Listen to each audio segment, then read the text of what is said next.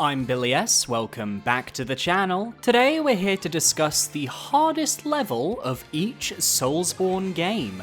Which zone from every outing is the toughest to explore, navigate, and cut your way through. We're practically spoiled for choice, and keep in mind this is all my opinion. Maybe I'll do an area community ranking for difficulty in the future. Keep an ear out for that one. Let's jump right in. The hardest level in each Soulsborne game. Ranked. Let me know your picks down below. Demon Souls is rather unique when it comes to level difficulty, as unlike the rest of the series, there are no checkpoints to help mitigate the difficulty. You have to get from the start of the Archstone to the boss regardless of the run. So really this is just a roundabout way to talk about the boss runbacks. And for me, the hardest of this game easily goes to 4-2, the Ritual Path. While you could make a case for 5-2, the Swamp of Sorrow, or 3-1, the Prison of Hope, I've talked at length about how many times I've died in 4-2 for one reason or another. This level is chock full of tough enemies, from Reapers that can summon reinforcements endlessly until you kill them, to the white orbs in the room before the boss that explode if they get too close to the player, to the Shadow Men spirits that fire devastating lasers at you as you descend. But for me, I talked about it last week in my toughest enemies in Soulsborne video, it's the damned skeletons that are the bane of my existence. They roll at you like a sonic spin dash, do a ton of stamina damage if you attempt to block them, and often attack in groups, so defeating one leaves you at the mercy of another. The golden skeletons are the same, but stronger with higher defense, and the red phantoms that appear if you let your world tendency fall towards pure black just add a nice cherry on top for this dangerous game we're playing. Also, this level has a patches encounter that's not really relevant to the topic, I just thought I'd bring it up. While I really love the Shrine of Storms, I also end up dreading my return to this craggy temple every time I replay the game, and that's because these areas are just really hard. Gotta be honest, I don't really think Dark Souls is known for its hard areas, at least comparatively. When I replay the game nowadays, I often breeze through almost every zone as long as I'm not on a challenge run, to the point where it's honestly quite therapeutic. That being said, if we take away shortcuts and focus purely on the mandatory level design, I only have two potential picks, and shockingly, neither of them are Blighttown or Sen's Fortress. I'm too used to them at this point. For me, my pick goes to the Catacombs. Now, I almost picked Tomb of the Giants, but I've developed a very good strategy for just running past everything to where I don't find that zone threatening anymore, even if I do find it a pain to navigate. The Catacombs, on the other hand, is a vertical slice of hell designed to give you small boosts of serotonin upon progressing, only to have a necromancer hidden away constantly reviving the skeletons you just killed to progress. Or Patches deciding to try dunking you off of a bridge because he thought it would be funny.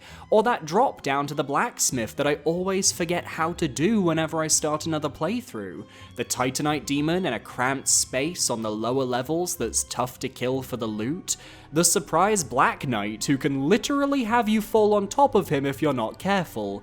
And of course, the Bone Wheel Skeletons, who are infamous for chasing you down to the boss corridor to finish you off before you can reach the safety of Pinwheel's boss fight.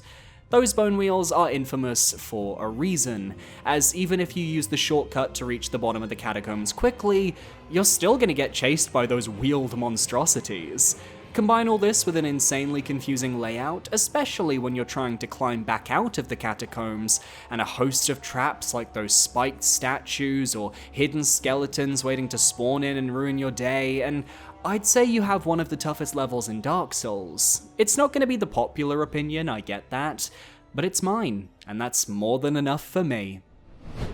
For Dark Souls 2, there are two different ways to go about this. First, we could pick something like Frigid Outskirts, because reindeers plus blizzard equals misery. But the area is completely optional, and not really the vibe I'm looking for this video. We could pick one of the main DLC zones for their extremely complex level design, especially when compared to some of the areas from the base game. Yet for me, I'd be remiss if I didn't give this spot to the Shrine of Amarna. Anyone who played Dark Souls 2 at launch, you know why this is going here. The Shrine of Amarna is a non-optional location following Drangleic Castle, where the aim is to make it through the shrine to the Undead Crypt. The problem being that this area is spammed with a whole host of mages who will make your life a living hell. You're already trudging around in knee-deep water, dealing with melee fighters that chase you to the ends of the earth while avoiding the creatures that hide beneath the waves. But combine everything in this level with a mage or two constantly sniping you from afar, and the level of attentiveness you need to succeed here becomes far higher than your average level in this game. There's no cheesing it either, you just have to focus down the mages as best you can while not getting overwhelmed by the regular enemies. That last run to the boss fog was brutal back in the day, and still gives me a little hassle now if I'm trying to collect all the items. Add to this that because most of the level is submerged with water, it's hard to see the edge of the map, leading to a ton of whoops, I just walked off the edge of the level moments, and Shrine of Amarna ends up claiming more lives than anywhere else in Dark Souls 2. Now, Shulva was a close second, I always struggle with that DLC in particular, but nothing beats the weeks of torment Shrine of Amarna put me through on my first playthroughs. Moving on to Bloodborne, I don't find the areas of this game to be particularly tough, all things considered, but since I have to pick a location, I'm going with Yahar'gul, the Unseen Village. While you can arrive here earlier in the game via the Hypogean Jail, I'm specifically talking about the post-Blood Moon edition. Here you have to deal with two rather obnoxious gimmicks. The first are the amygdalas. There's a couple of them trying to actively attack you with their lasers as you approach, and while I think I can handle them fine nowadays, there was something about their lasers that always managed to clip me and other players our first time through. Refreshing when you realize enemies can also get hit, which leads to some fun interactions, but that's about it. The second gimmick, and perhaps the more prevalent, are the Bell Maidens, who will constantly keep respawning enemies to fight the player, and until the maidens go down, you can't clear the zone of enemies. The first Bell Maiden is easy enough to find in plain sight, the second is similar, being found in a large room of jail cells, but that third Bell Maiden is so well hidden that I don't blame anyone for getting frustrated at that portion of the game. Enemies constantly attacking while I can't remember how to drop down to reach the maiden, but also needing to find her because her area also leads to the Upper Cathedral ward key. I mean, honestly. The second half of the zone is brutal too, but in a more traditional way. You've got hunter ganks in the main jail, which I always struggle with, they get me a few times, and the Nito caskets in the streets are scarily good at knocking down my health, especially the one that jumps out of the car, I remember you. Combine that with various dogs and regular enemies, alongside an insanely convoluted boss run back involving a warping fountain, and yeah, Yahar'gul always takes me a few goes. Love the atmosphere to death, but the gameplay itself can feel very hit or miss depending on my mood, and more often than not, it's a miss. The hardest areas in Soulsborne, am I right? Well, hi everyone, I'm in a new room right now, so excuse the different background and the awful lighting and all of that. Maybe I'll buy a ring light, maybe I won't, who knows? But what I will do is mention that we are trying to reach 35,000 subscribers by the end of the year. If you want to help out and support the channel and that cause, consider parrying that subscribe button right there so you can stay up to date on all of my future videos. Or you can consider going the extra mile and become a channel member. You get early access to future videos, as well as a shout out in the description and at the end of every video, and hopefully later in the year I'll be able to provide more perks, such as maybe exclusive challenge runs, etc, etc. So it's going to be a lot of fun. Thank you for listening to my spiel. Back to the list. Dark Souls 3 are up next. Next up, we've got Dark Souls 3. I've had my fair share of struggles here, from Lothric Castle, to Archdragon Peak, to the Dreg Heap. But the Ringed City will always be the hardest location in the game for me. From the moment you arrive, you're assaulted by a hail of spectral arrows, and if that isn't a way to say this area's hard, then I don't know what is. The streets are filled with a host of tough enemies, from ringed knights with their hard-hitting attacks and ferocious flaming combos, to the old turtle men who summon rings of light beneath you to do damage.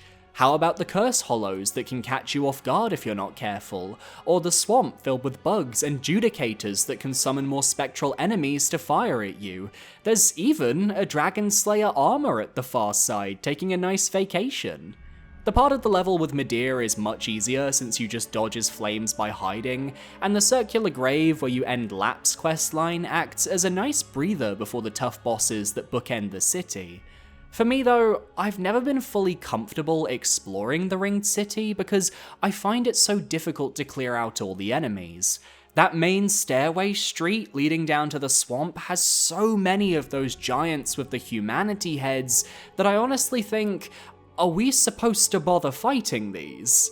And finding the Purging Monument for Lap, but ending up in that courtyard with more tough Ringed City knights just adds to the challenge. I've never been through the Ringed City and thought, that was a successful exploration. It's always me surviving by the skin of my teeth. Capped off with that dual-wielding Ringed Knight outside the church, who is both one of the coolest and toughest enemies in the game. No other location in Dark Souls 3 has me in quite the same chokehold, and that's what lands Ringed City on today's list. Sekiro: Shadows Die Twice is an interesting case because of all the games on today's list, it's the one where I feel you can avoid a majority of the obstacles in your path by just running past them. There are some tough encounters sprinkled throughout every zone, and if you want to improve your stats, you will eventually have to fight mini-bosses and collect items, but most of the challenge can be avoided with good foresight, except the Ashina Castle Revisit. Following the collection of the Mortal Blade in Senpo Temple, the Lotus of the Palace in the Sunken Valley, and the Shelter Stone in Meevee Village, all the warps to Ashina Castle are removed. The Interior Ministry begins an assault, and it's up to Wolf to re-infiltrate the castle to reach the top. Here, the regular enemies have all been replaced by lone shadows, who are some of the toughest opponents in the game due to their delayed attacks and hard-hitting strikes.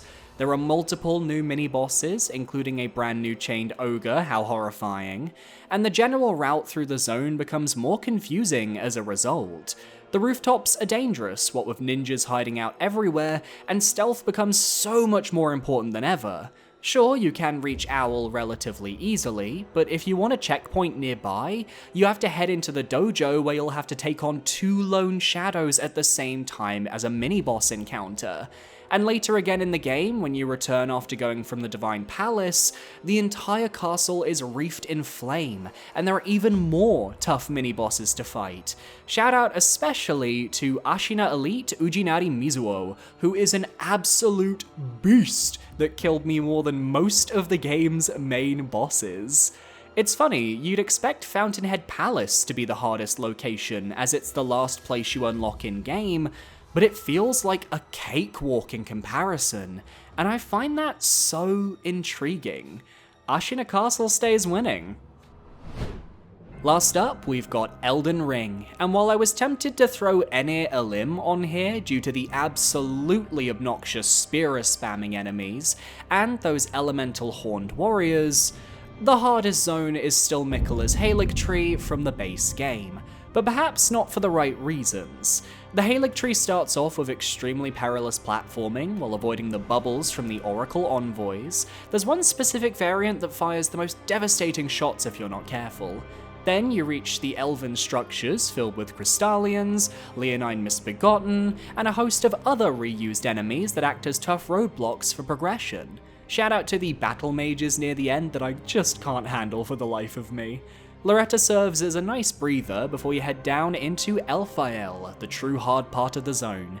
You'll be dealing with most enemies knowing how to inflict scarlet rot, putrid avatars who are happy to make your life a living hell, pits filled to the brim with royal revenants who can gang up on you the moment you fall into their webs, putrid Crystallians who guard a chest with the only saving grace being there right after a checkpoint and optional, The Rot Rivers you have to roll or Bloodhound step through, the Ulcerated Tree Spirit you have to kill if you want to follow Millicent's questline that will guarantee you getting rotted trying to do so, the lower part of the zone where various Kindred of Rot use their threads to try and snipe you as you clear up all the items found in the nearby hills, including a rather useful bell bearing, might I add, thanks game, all leading to one of the toughest boss fights in the entire series at the bottom with Malenia.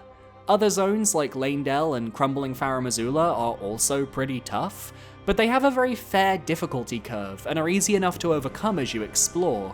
Elphael has a lot more of those gotcha moments where it feels like one wrong move can spell disaster, and the enemy pool is just, quite literally, so much more toxic. If there's a harder area in Elden Ring, feel free to let me know in the comments, because, trust me, I want to hear some arguments. And that's my list. Which Soulsborne areas are the hardest in each game in your opinion? Let me know down below, and be sure to parry that subscribe button so you can stay up to date on all of my future videos. My social medias are on screen now, feel free to follow me if you feel comfortable. I recommend my Twitter, it is the best place to follow me, or just check out my community tab every now and then, I like to post there. A massive shout out to my YouTube channel members for supporting me for another month, you guys are amazing, and I will see you next time for another video. Adios.